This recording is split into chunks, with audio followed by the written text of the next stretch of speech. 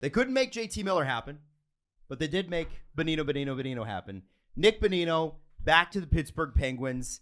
What do we think about this move other than the nostalgia factor? Because obviously that's going to play a part. Well, I mean, the Penguins' whole theme of this past offseason was keeping the band together. And this is getting the band back together, right? So it's a good vibes move. And maybe when you have that kind of talent, that's all you need. I know it's not all you need, Penguins fans. Don't freak out. But I cringe to think, Penguins fans, what that JT Miller deal would have been. Like, you mean probably roster player, probably prospect, all sorts, draft pick, yeah, but everything. But isn't that exactly the kind? Because Pittsburgh Penguins fans are really frustrated with Hextall and Burke right now. They're upset with management because it's like, listen, we don't have a choice but to be all in. You've signed Malkin, you've signed Letang, and you've signed Crosby. They're here till the end. Mm-hmm. So how can we not be all the way in? Well, maybe they're not done. I mean, they've gone out and gotten Granlund. And I know that's not a sexy name, but it's something. Mm-hmm. They went out and got Bonino. And I know that's not the sexiest name, but you went out and got something. There's 3 hours left to cook, right? Ron Hextall is up against it. Brian Burke is up against it. Here's what I wonder, because we were just talking off mic. You're probably going to play the Bruins or one of the Devils and Hurricanes, off chance of the Rangers. But like, if you finish in that second wild card spot, you're playing the Bruins. Does it make sense to go all in? You're going to get killed. Now, producer Drew made the great point of pointing out that's what we all thought for Columbus, Tampa. Yes. So once the playoffs start, you never know what's going to happen. And do you bet against Crosby in the playoffs? No, but I don't bet against the Bruins in the playoffs either. Here's where they've gotten bit.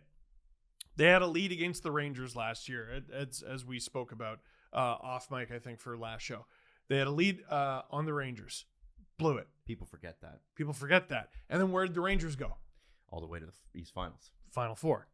They had a lead against the Islanders, or at very least were better than the Islanders, and they blew it. Where'd they go? East Finals. East Final. So there's a perception of this team that, you know, they're never going to get back to where they were, and they haven't won a playoff round since they won the Cup, and that was years ago. They should have. They really should have. And I know that's little comfort, but it makes me wonder if they're better than we assume they are. Okay. And you know, you can understand that in the playoffs, you know, how that would be the case, right? They've got that experience. They've got top-end talent. Sidney Crosby in his, you know, mid-30s is still, you know, top 2, top 3 player in the league. I think it's just the question is, you know, Steve, you make the point about the Boston Bruins. Okay, you're going to get in, you're going to play the Boston Bruins, or you're going to play the Carolina Hurricanes, right? That's tough. That's a really, really tough matchup. But isn't that sort of always going to be the case for Pittsburgh from here on out? I mean, is there an easy matchup? Not in the East. In the East? No, exactly. I think a lot of this, you know, you talk about playoff Crosby, playoff Malkin, and they're adding guys, and all of that's good. A lot of it comes down to Tristan Jarry, who's got the best numbers for a goalie I'm not even convinced is elite that I've ever seen. Like, he makes so many strange mistakes, and that was the problem with the last Islanders series. Is he had a couple, if you're a goaltender, tend to goal moments that ended up costing the Penguins games and series against a team that maybe wasn't as good as them, but they had a system that worked and a better goalie. He's a .920 goalie right now. They need him to be that. And he may be taxed with being better than the guy who's going to end up winning the Vezina Trophy.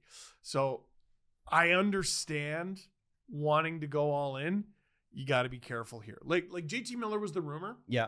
Right? JT Miller is signed for 8 years after this one. Yes.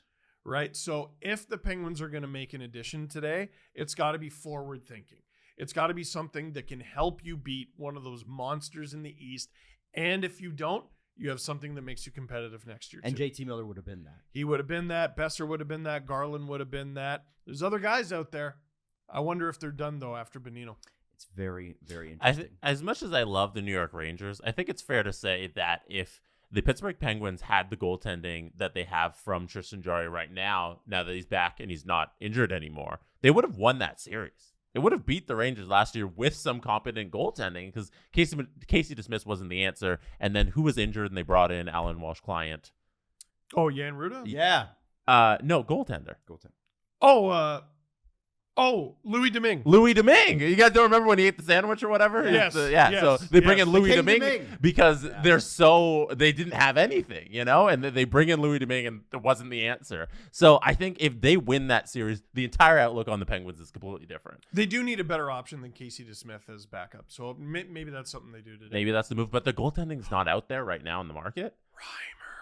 James Reimer, maybe you do another deal with the Sharks. Still available. Ooh. If they wanted James Reimer, maybe it should have been in that Bonino deal. I would have think if they wanted him, they would have got it done already. But I just want to see him be happy. That's all I want.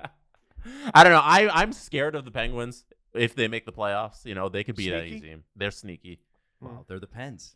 I don't know how. Here's the funny thing about the Pens is that they've done this for years. They've had these talented players for years. And yet we're going to call them sneaky. Sidney Crosby's on that team. What's sneaky about that? You know what I mean? But it's true. It's very, very true.